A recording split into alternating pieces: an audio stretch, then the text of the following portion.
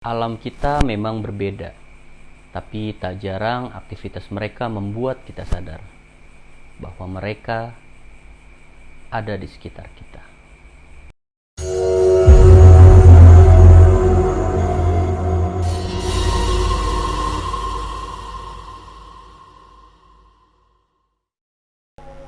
Hai, balik lagi di One Man Project bersama gue Primanda Wijaya di Penikmat Cerita Misteri.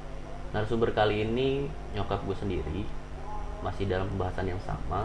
Kita akan ngebahas tentang rumah ini, pengalaman-pengalaman mistis yang ada di rumah ini. Langsung aja kita dengar ceritanya. Mah, coba tolong ceritain sama penikmat cerita misteri ini pengalaman-pengalaman mistis yang pernah mama alamin selama tinggal di sini. Kemarin kan Ando udah tuh, gitu kan. Nanti habis itu Astrid cerita atau papa gitu kan. Sekarang mama dulu nih. Kira-kira ada pengalaman mistis apa yang pernah mama alamin di sini? Kalau pengalaman, mama sih pertama mau cerita dari belakang dulu ya. Oke, dari gudang nih ya. Dari gudang. Oke. Pernah lagi nyuci gitu. Tuh kayak ada makhluk-makhluk cebol gitu, orang anak-anak kecil cebol-cebol lucu gitu, pakai apa cawet ya, kalau zaman dulu bilangnya cawet.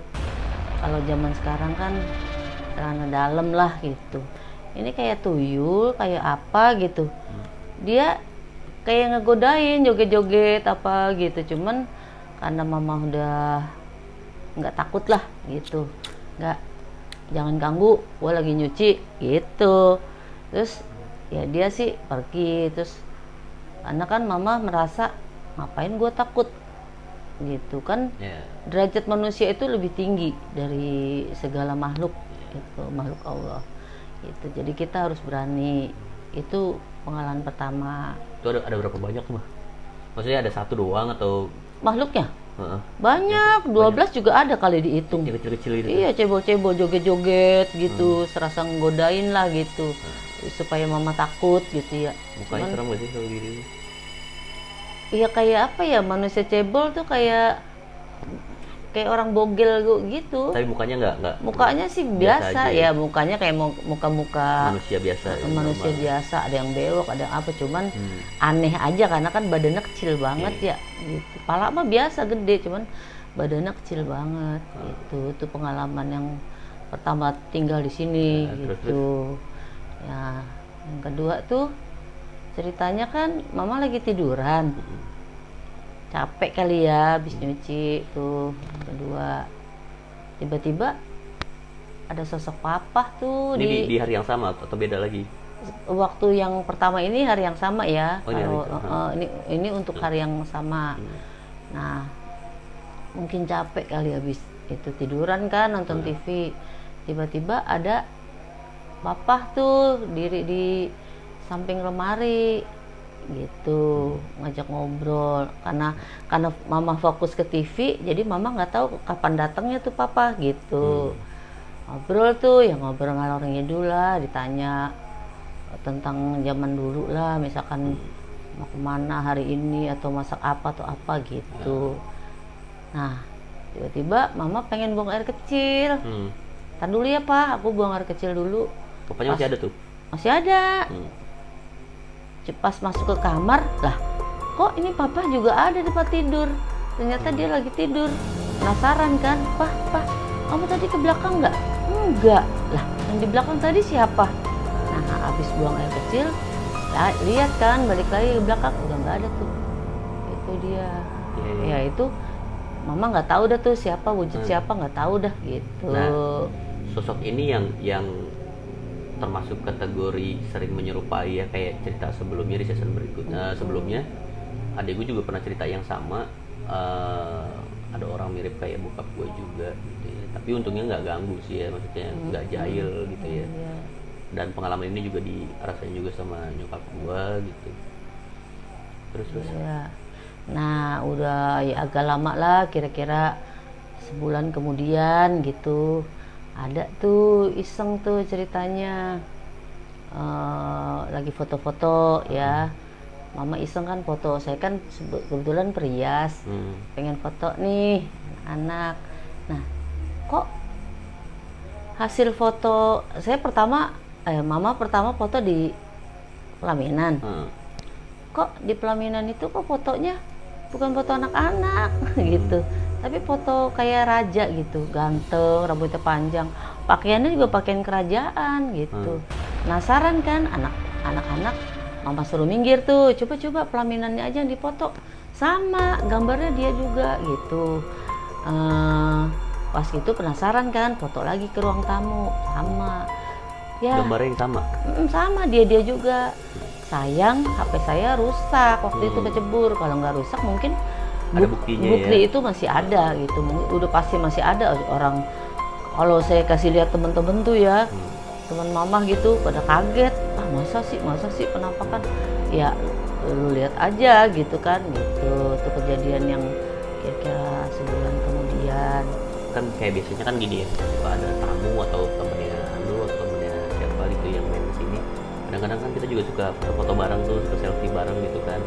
Nah biasanya itu terselip tuh satu foto yang apa, entah mukanya beda, berubah atau gimana. Kamu sendiri ngalamin ya? Kalau mama sih ngalamin waktu ulang tahun mama kayaknya dah. Ulang tahun mama itu papa, itu buktinya ada. Itu mukanya tuh bukan muka papa gitu. Itu mulutnya tuh monyong, terus matanya tuh merah banget dan kayak bukan papa dah gitu. Fotonya masih ada itu? Ada. Itu fotonya ada ya? Fotonya masih ada buktinya gitu. Nah, terus belum lama ini kan mama reuni tuh kan, reuni SD tuh di sini gitu. Ada beberapa foto biasa-biasa aja, tapi ada satu foto muka teman mama tuh kayak gitu mukanya. Sama betul. Pengen ikut foto juga dia. Jadi mukanya ya matanya merah, kayaknya ini anak kok ganteng-ganteng jadi begini mukanya, kayak serigala gitulah matanya ya, tajam, merah tajam gitu. Terus pernah lagi pengalaman Astrid anak saya itu sering kesurupan tuh dia tuh. Kenapa ya kok sering kesurupan gitu, nyanyi joget-joget, kadang nangis kadang ketawa gitu ya. Saya bilang itu tadi derajat Allah kan lebih tinggi. Gitu kan, banyak istighfar, banyak selawat, banyak tahajud. Alhamdulillah dijalanin sampai sekarang, nggak pernah lagi dia kesurupan atau apa. Emang ya segala apapun kita harus berani, karena kalau kita nggak berani malah ditakutin gitu. Makanya mama suka ngajarin Astrid atau ini jangan takut sama kayak gituan. Kayak kejadian gini belum lama nih, cucu nih ceritanya, cucu foto-foto ya, mama oma nangis tuh, lari, kenapa dek gitu, itu oma ada orang tinggi gede itu depan pintu mana tuh? Pintu ruang tamu. Itu si Geren ya. Geren itu, masa iya oma takut gitu. Nah, gitu orang tinggi gede ini kan sering nih ya, maksudnya sama juga nih, hampir semuanya ngalamin nih gitu kan, hampir semuanya tuh lihat gitu ya. Dari sekian banyak sosok gitu ya, maksudnya yang sering muncul, yang sering dari yang bagus sampai yang mukanya jelek gitu ya, atau yang baik atau buruknya gitu, kita nggak tahu lah ya. Menurut mama nih ganggu nggak sih sebenarnya hal-hal kayak gitu?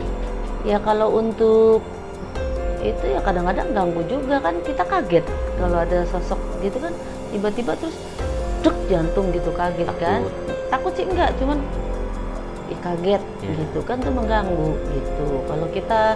Kalau misalkan mama jantungan aja bahaya kan gitu. Cuman karena mama udah biasa lah, itu udah biasa. Kalau saking seringnya tuh ya. Saking seringnya seperti itu ya jadi biasa. Ya mungkin kalau yang awam yang belum ngerti takut lah gitu.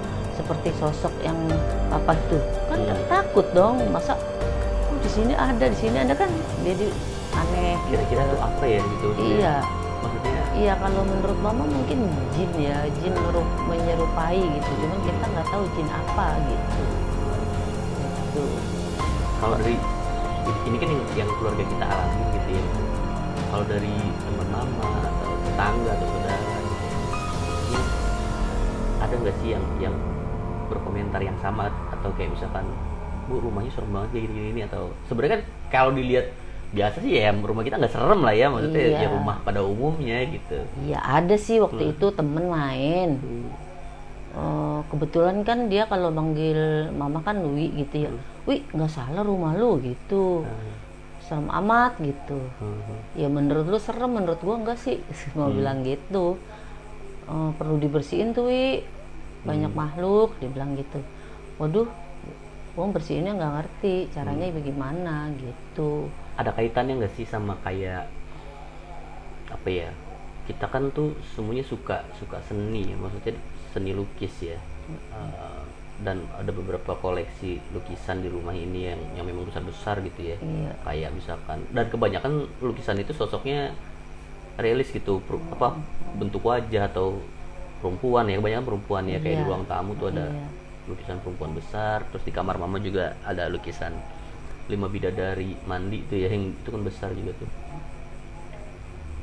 Mengganggu nggak sih, maksudnya ada hubungannya nggak sih dari lukisan itu sama sama hal-hal mistis di sini gitu, atau memang sebelum adanya lukisan memang juga udah ada kayak gitu-gitu gitu di sini gitu.